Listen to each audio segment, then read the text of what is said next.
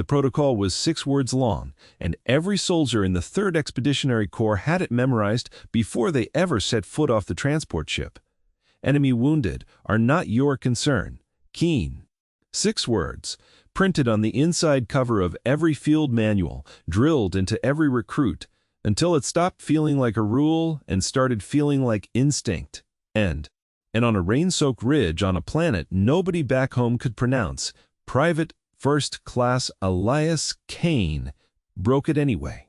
I want to tell you about that day, because I was there, in a manner of speaking. I was the one who filed the after-action report.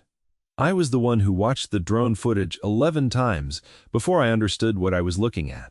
And I was the one who, 3 weeks later, stood at the edge of a landing pad and watched an alien king get down on his knees in the mud in front of a 22-year-old kid from Ohio who still couldn't figure out why everyone was making such a fuss.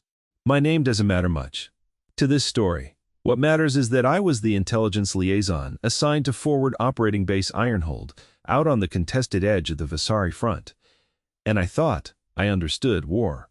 I'd read the files. I'd studied the Vasari as a species, their military doctrine, their honor codes, their unshakable belief that mercy was a luxury for the weak. I thought I had them figured out. I thought I had humans figured out too, for that matter, and I was wrong about both, though I was wrong about them in very different ways. Let me back up and give you the shape of the war, because you need to understand what these two sides were to each other before you understand what one man did that changed everything. The Vasari were not the first alien species humanity had encountered, but they were the first one humanity had gone to war with in earnest. Reptilian in ancestry, though you'd never call them lizards to their faces. Tall, broad-shouldered, with skin like hammered bronze, and eyes that carried a second eyelid built for staring directly into their homeworld's twin suns. They organized themselves along strict martial lines, a caste system built entirely around combat prowess, honor debts, and bloodlines. Their royal family sat at the very top of that pyramid, not as figureheads, but as the literal best warriors their species had ever produced, at least in theory. To be born into the Vasari royal line was to be born with a sword already pointed at your throat, because in their culture the crown didn't pass to the eldest. It passed to whoever could prove they deserved it, sometimes through combat with their own siblings. Humanity showed up in Vasari space almost by accident. A colonial survey mission that wandered too close to a border. Nobody had marked, because nobody had ever needed to. The first contact went about as well as you'd expect, which is to say, it didn't. Within 4 years, we were at war, a slow, grinding conflict fought across a chain of contested systems, more skirmish than campaign most days, but bloody all the same. And Ironhold sat right in the middle of it, a fortified base, on a rainforest moon called Threll. Valuable for exactly one reason. It commanded the only stable jump corridor into 3 separate systems. Whoever held Threll held the door. So we held it, and the Vasari kept trying to take it back. The soldiers who fought there weren't strategists. They weren't diplomats. They were mostly kids, honestly, kids like Elias Kane, 22 years old, quiet, from a farm town in Ohio, with a population smaller than the base cafeteria's lunch rush. He'd enlisted because there wasn't much else to do back home, and because in his own words, which I heard later during his debrief, he figured if the world was going to end, he'd rather be doing something about it than watching it happen on the news. Kane wasn't a standout soldier on paper. Middling marksmanship, scores average physical conditioning for infantry, no citations, no black marks either. The kind of soldier whose file you skim past, because there's nothing there to catch your eye. His sergeant, a hard-bitten woman named Okafor, who had been fighting the Vasari since the war's first year, once told me that Kane was the sort of man you forgot was in the room until you needed him, and then you were very glad he was there. The skirmish that changed everything happened on a night when the rain didn't stop, which on Threll meant something, because the rain there came down warm and heavy and smelled faintly of sulfur, and it never fully stopped. Not really, but there were nights when it came down like the sky itself was angry. That was one of those nights. A Vasari raiding party, smaller than usual, 6 soldiers instead of the standard 12, had pushed through the perimeter sensors using a jamming technique our systems hadn't seen before. By the time the alarms went up, they were already inside the outer wire, moving fast toward the comms relay at the base's eastern edge. Kane's squad was the nearest response unit, and they scrambled out into that rain with maybe 90 seconds of warning. What followed was ugly. Close-range fighting in the dark, the kind that doesn't look like anything in a training simulation, mud up to your ankles. Visibility down to maybe 15 meters, because of the rain and the smoke from a transformer that had taken a stray round. Kane's squad engaged the raiders near a supply depot, and it went bad fast. 2 humans wounded in the first exchange. 1 Vasari down almost immediately caught in a crossfire he never saw coming. The fighting pushed forward and back across maybe 200 meters of mud and shattered fencing for the better part of 20 minutes, which doesn't sound like a long time until you've spent 20 minutes wondering if the next second is your last. By the time it was over, 4 of the 6 raiders were dead. 1 had fallen back into the tree line and escaped, and the 6th lay in the mud near the depot's loading dock, alive, but only just. That 6th soldier is who this story is about, though nobody knew it yet. Kane found him during the sweep after the shooting stopped, when squads moved through the engagement zone, checking for survivors, securing weapons, doing the grim bookkeeping that comes after any firefight. He almost walked past the body. The Vasari soldier was face down in a drainage ditch half filled with rainwater, and if he hadn't made a sound, a wet, ragged breath that Kane caught over the noise of the storm, he would have been logged as another confirmed kill and left for graves registration in the morning. But he made that sound, and Kane stopped. I've watched the helmet cam footage from that moment more times than I can count, because it ended up being submitted as evidence later, for reasons I'll get to. The footage is grainy. Rain-streaked, lit only by the amber glow of the emergency floods that had kicked on near the depot. You can see Kane crouched down next to the ditch. You can hear him say, quiet, almost to himself, "Hey buddy, don't you die on me." Which is a strange thing to say to an enemy soldier, but I don't think he was thinking about protocol in that moment. I don't think he was thinking about anything except the fact that there was a living creature in front of him, who was about to stop being a living creature, and he had the ability to maybe stop that from happening. The Vasari soldier was in bad shape, a fragment wound low on his side, the kind that bleeds, slow but steady, and kills you just as dead as the fast kind, just with more time to think about it. His breathing was shallow. Then his second eyelid, the one built for staring into twin suns, was fluttering the way you'd expect a human's eyes to flutter when they're right on the edge of losing consciousness, for good protocol said leave him. Protocol had always said leave him. Enemy wounded are not your concern, and there were reasons for that rule beyond simple cruelty, reasons rooted in years of hard lessons about ambushes, staged using wounded soldiers as bait, about medics getting killed trying to save enemies who turned out to still have a knife and the will to use it. The rule existed because good people had died finding out the hard way that mercy on a battlefield can be a trap. Kane knew the rule. Everyone in that unit knew the rule, and Kane picked the man up anyway. I asked him about it directly, weeks later, when I interviewed him as part of the aftermath, and I want to give you his answer, close to word for word, because I think it tells you everything about who he was and maybe about what a lot of humans are. Deep down, when you strip away the uniforms and the flags and the borders, he said, I looked at him and he was just a kid. I don't know how old Vasari get before they're not kids anymore, but something about the way he was breathing, the way his hands were shaking. It wasn't a soldier anymore. It was just somebody's kid dying in a ditch, and I figured I've got a working set of arms and a medkit, and there wasn't anybody around to tell me not to, so I didn't leave him there. There wasn't anybody around to tell him not to. That's not entirely true. Of course, the rule was around. Years of training were around. An entire military doctrine built on hard-won pragmatism was around. But in that moment, with the rain coming down and a stranger's blood running warm over his hands, none of that outweighed whatever simpler thing was operating in Kane's head. Call it decency, call it a farm kid's upbringing. Call it whatever you like. It weighed more than the rule. He hauled the Vasari soldier, who was easily half again his own body weight given the species' denser bone structure, up and out of that ditch, got an arm under him, and half-carried, half-dragged him nearly 400 meters back through active mop-up operations to the base's medical station.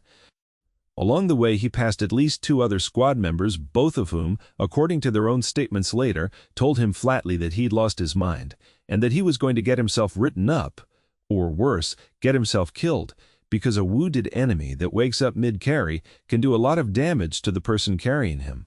Kane apparently just kept walking. He reached the medical station, kicked open the triage doors with his boot because his hands were full, and told the first medic he saw, a woman named Specialist Reyes, that he had a patient. Reyes, to her enormous credit, and I want that on the record because she gets far too little attention in how this story usually gets told, looked at the situation for exactly 1 second, looked at Kane's face, and started prepping a table. That's the part of the story that always gets me, honestly. It wasn't just Kane, it was Reyes, deciding in a single second that this was worth doing.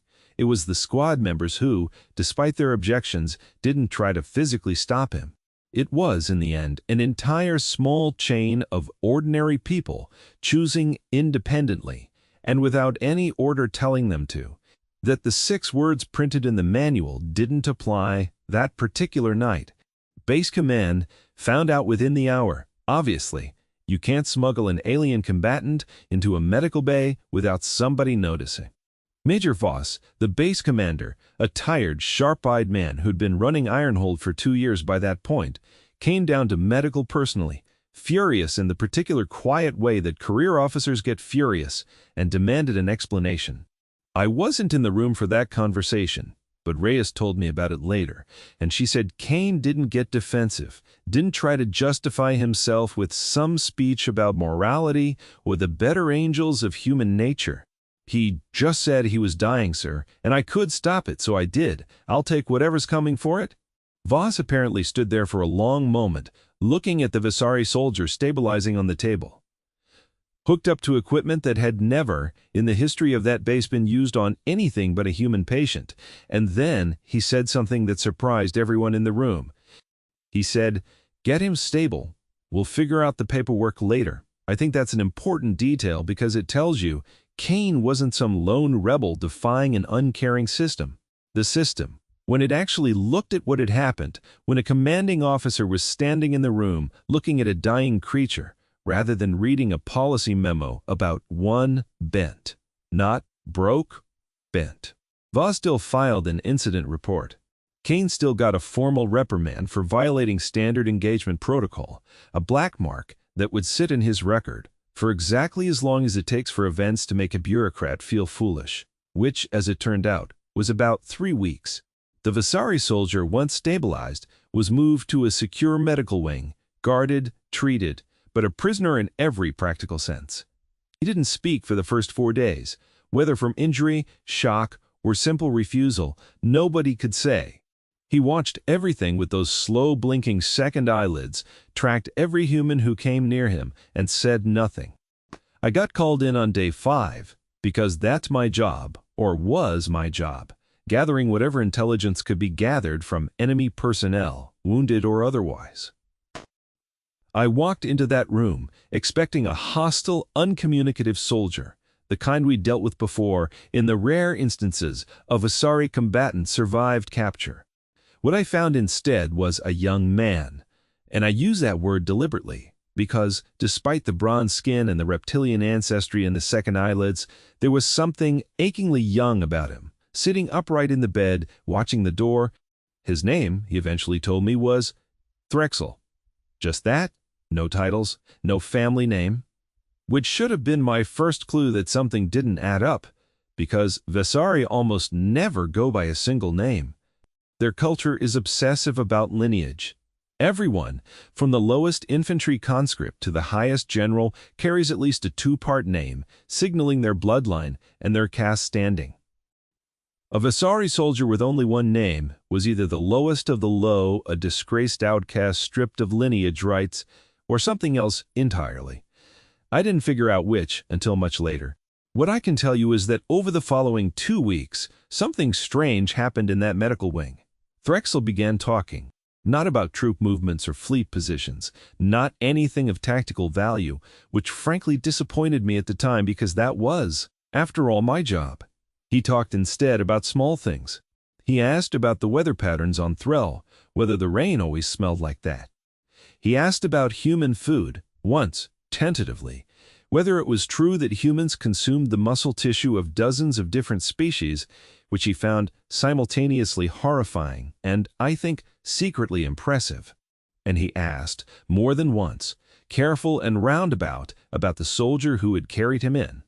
Kane, for his part, visited, not because anyone ordered him to, and in fact, I suspect Voss would have preferred he didn't, given the delicacy of the whole situation, but because Kane apparently felt some sense of ownership over the outcome. He'd start a job, in his mind, that wasn't finished until the guy was walking around on his own 2 feet. He'd come by after his shifts, sit in the chair by the door, and mostly just talk, about nothing important. About Ohio, about corn, about a dog he had back home named Biscuit that, I promise you, became a minor point of fascination for an alien prince, though none of us knew he was a prince yet. I want to pause here and tell you something about the Visari honor system, because it matters for what happens next and because it's the piece of the puzzle none of us had. Visari royal succession, as I mentioned, isn't handed down by simple birth order. It's earned, or at least it's supposed to be earned, through demonstrated combat merit and political maneuvering within the royal house. The current king, a formidable and by most accounts ruthless ruler named Draxenvel Sorhat, had 7 children by 4 different unions, all of them locked in a permanent simmering competition for succession that Visari culture treats as entirely normal and even healthy. Most of those 7 children embraced the competition, reveled in it honestly. From what I later learned, bloodletting between royal siblings wasn't unheard of. It was practically expected, a rite of passage, a proof of worthiness. One of them didn't. The youngest son, born of the king's 4th union to a wife who died shortly after childbirth, grew up on the margins of a court that saw him as, at best, a low-priority claimant, and at worst, an embarrassment. He was quiet, thoughtful, more interested, according to accounts I gathered much later, in the engineering academies than the war academies, a preference the Visari nobility regarded with something close to disgust. His name in full was Threxel Vel Sorhat. He'd renounced the use of his royal surname years before the war even began, adopting the single-name convention typically reserved for the disgraced or the self-exiled, a quiet act of rebellion that scandalized the court, but which the king, in a rare display of something like tolerance, allowed to stand, mostly because Threxel had made it clear he had no interest in the throne, no interest in the endless bloody competition his siblings thrived on, and frankly, the king had 6 other hungrier children to worry about. But wanting nothing to do with the war didn't mean the war left him alone. Every Visari of royal blood, however estranged, was expected to serve, and Threxel, whatever his personal feelings, was not a coward. He'd requested reassignment to reconnaissance and scouting duty rather than frontline combat command, a role considered beneath royal dignity, but which suited both his temperament and his engineering mind. The raid on Ironhold's eastern perimeter, the one that ended with him bleeding out in a drainage ditch, hadn't been a combat operation at all, not really. It had been a scouting run, gathering data on our jamming countermeasures that had gone sideways when the squad stumbled into Kane's unit during the response. None of us knew any of this while Threxel sat in that medical bed talking about corn and dogs. We just thought we had a wounded, low-ranking scout on our hands, mildly useful for morale purposes, not much else. It wasn't until day 16 of his recovery that the entire situation detonated into something none of us were prepared for. It started with a single encrypted transmission received at Ironhold's communications relay, routed through diplomatic channels that hadn't been used in the entire duration of the war, because as far as anyone knew, there had never been any diplomatic channels to use. The transmission was brief. It identified itself as originating from the Vessery royal court. It requested, in language so formal, it took our translation systems nearly 10 minutes to fully parse a temporary and unconditional ceasefire along the Thrall corridor to allow for the safe passage of a royal delegation. Major Voss called me into his office within minutes of that transmission landing, and I remember the look on his face somewhere between disbelief and dawning horror, because the transmission had included, almost as an afterthought, buried in the fourth paragraph of ceremonial language, the reason for the delegation. They were coming for a soldier currently held at Ironhold, a soldier identified in full by a name and lineage that made Voss go very quiet and very pale. Threxel vel Sorhat, fourth son of King Draxon vel Sorhat, ruler of the Visari Dominion. I don't think I've ever seen a room go as silent as Voss's office did in that moment. We had, sitting in our medical wing, eating human hospital food and talking about dogs, the actual son of the enemy king. Not a propaganda asset, not a hostage of convenience. The literal blood heir of the government we'd been at war with for 4 years, and the man who'd carried him in on his back through a firefight, at direct violation of standing orders, was a farm kid from Ohio who had absolutely no idea what he'd done. Voss's first instinct, understandably, was concerned that this was some kind of trap, an elaborate ruse to secure the release of a valuable prisoner under false diplomatic pretense, or worse, an excuse to get an armed delegation deep inside a fortified human position. He put the base on alert status, ran the transmission through every verification protocol we had, and contacted Fleet Command, who, in turn, contacted the actual diplomatic corps, the handful of humans who'd been quietly maintaining back-channel contact with neutral third-party species throughout the war in hopes of eventually brokering something resembling peace.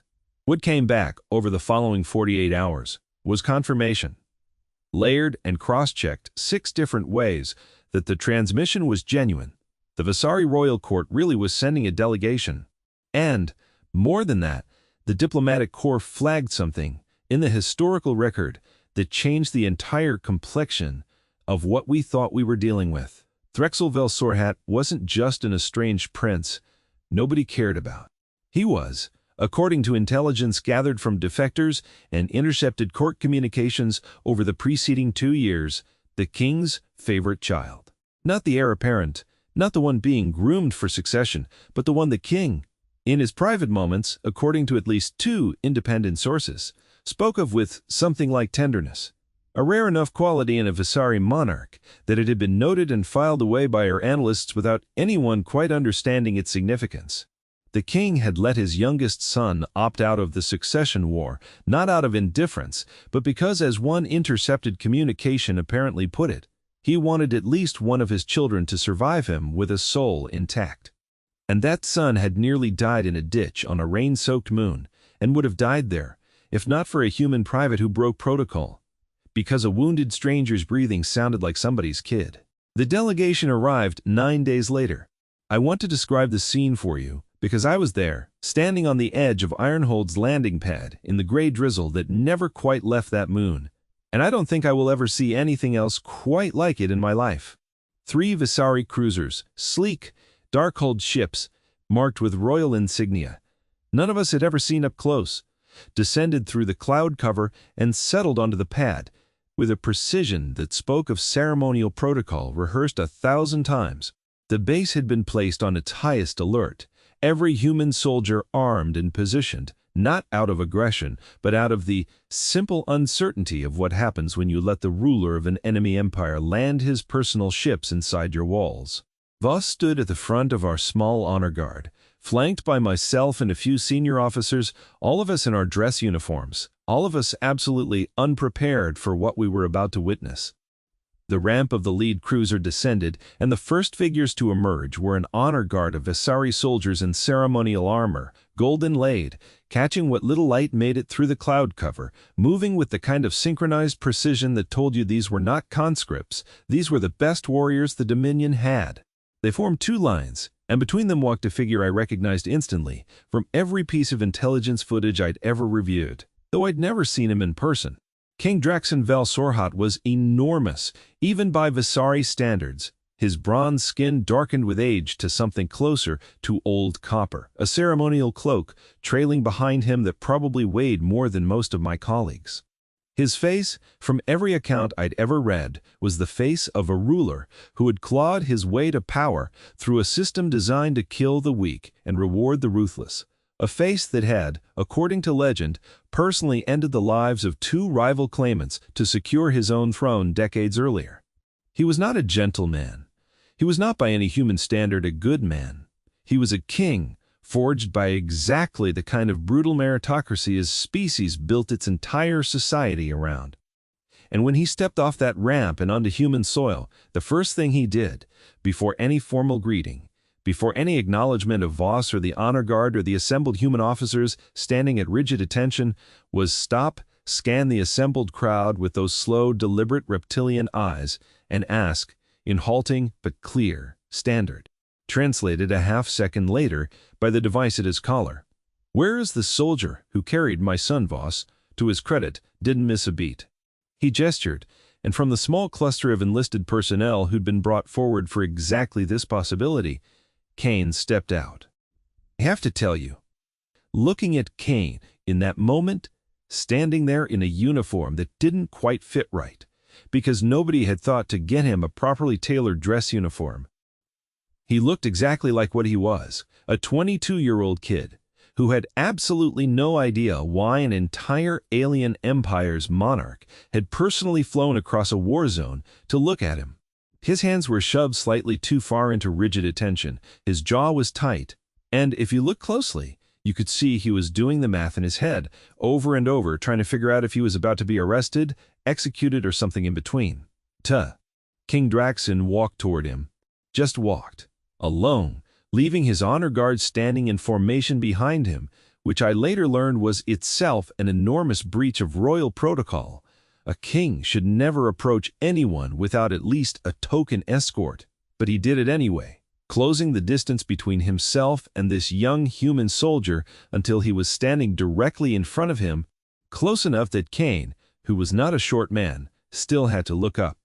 And then the king of the Vesari Dominion, ruler of 11 systems, survivor of a succession war that had killed 2 of his own siblings, and if the rumors were true, a rival cousin or 2 as well, knelt down in the wet gravel of that landing pad in front of Private First Class Elias Kane.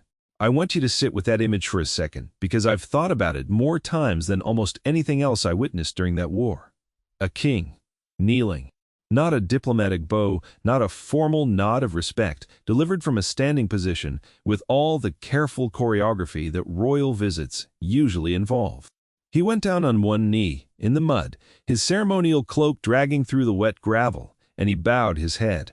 The entire landing pad went silent. I mean that literally.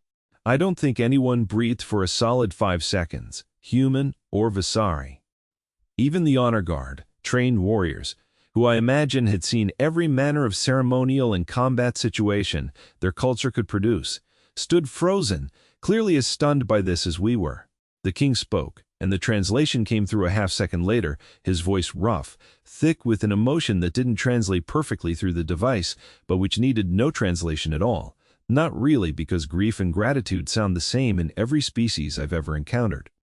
He said, "You found my son dying in the dirt of a battlefield that was not his to die on, in a war he never wanted, for a throne he never asked for, and you carried him to safety with your own hands, at the cost of your own standing among your people. I am told this. I am told you broke your own laws to do it. I have 11 systems and 40,000 warriors sworn to my service, and not one of them would have done what you did for a man who was your enemy in that moment. I came here to ask you why." Kane, for his part, stood there for a long moment, clearly trying to process the fact that a king was kneeling in front of him asking him to justify an act of basic human decency. And then he said something that I've thought about more than almost anything else from that entire war, something that got repeated, eventually. I'm rooms far more important than a rain-soaked landing pad on a forgotten moon. He said, "I didn't know he was your son. I didn't know he was anybody. I just knew he was somebody's kid, and I had 2 working hands and enough time to use them, and it didn't seem right to let a person die in the mud just because somebody decided a while back that some people don't count. That's all it was, sir. I mean, Your Majesty, I didn't do anything special. I just didn't walk past him.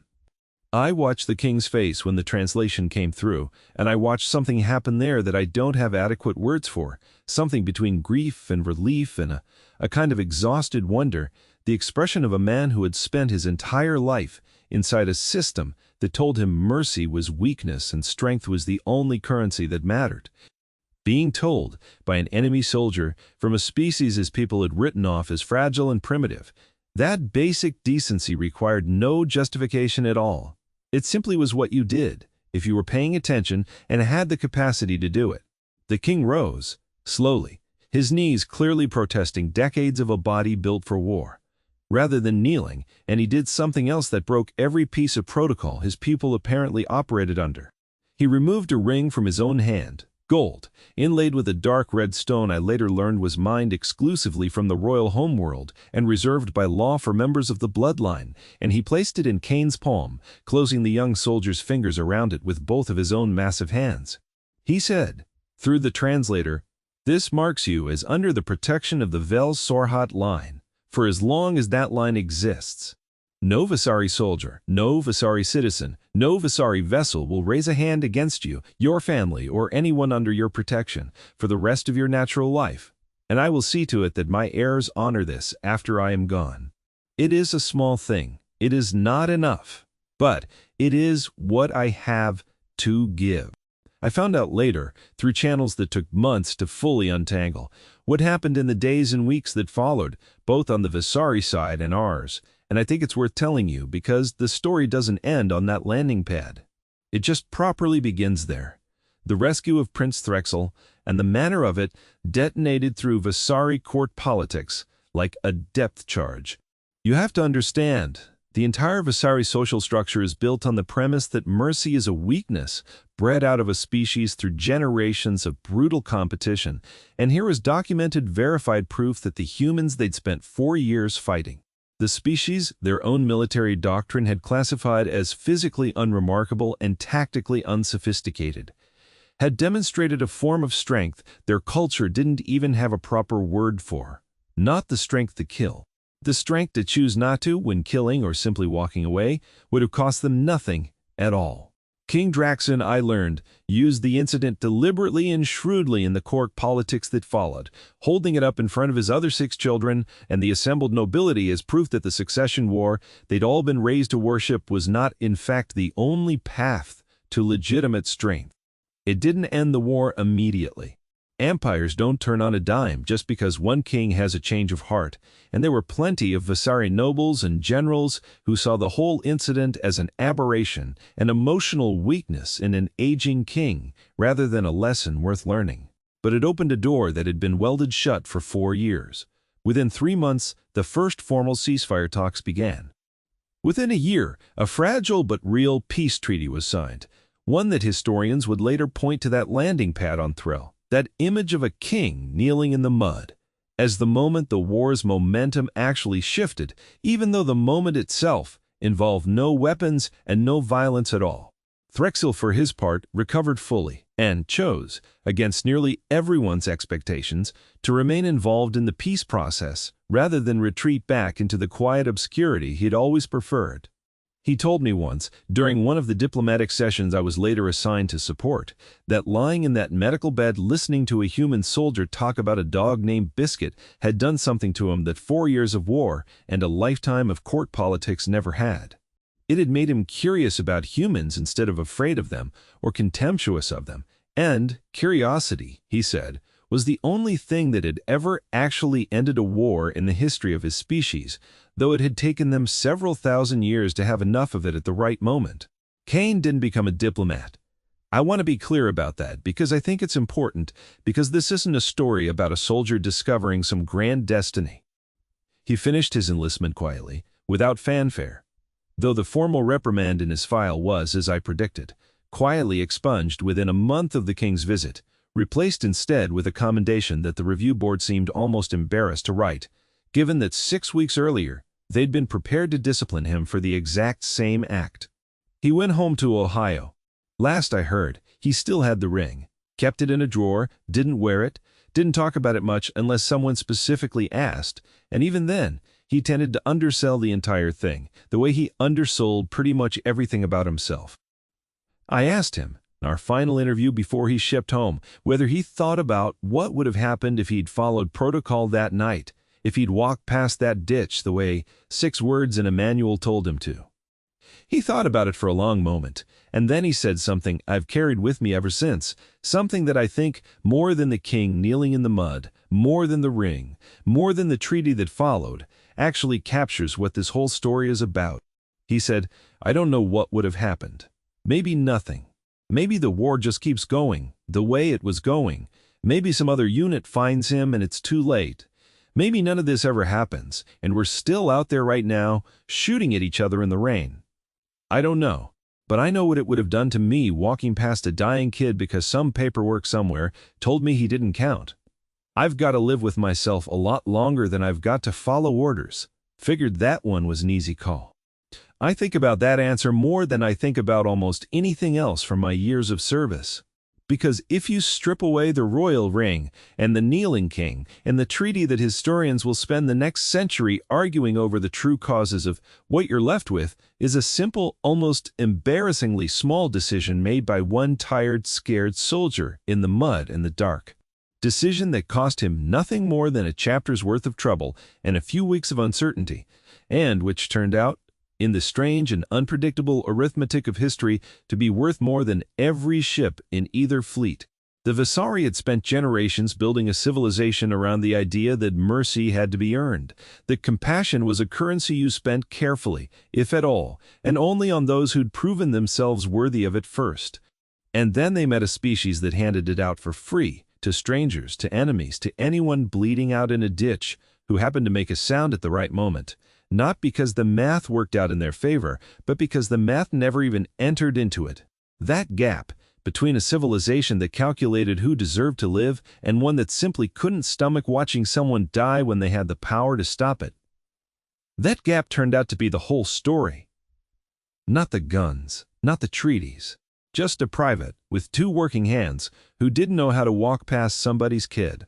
I don't know what happened to that ring after Kane passed away years later, quietly, back on that farm in Ohio, an old man by then, mostly forgotten by history except in the files of people like me and in the occasional footnote of a Vasari diplomatic archive. He never once bothered to read.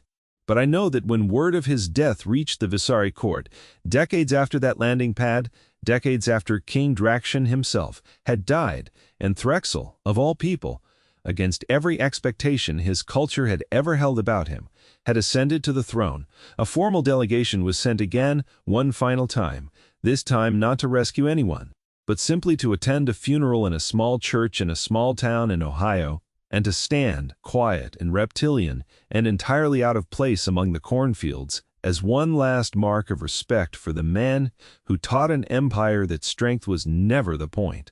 It never had been. What mattered was what you did with it when nobody was around to tell you not to.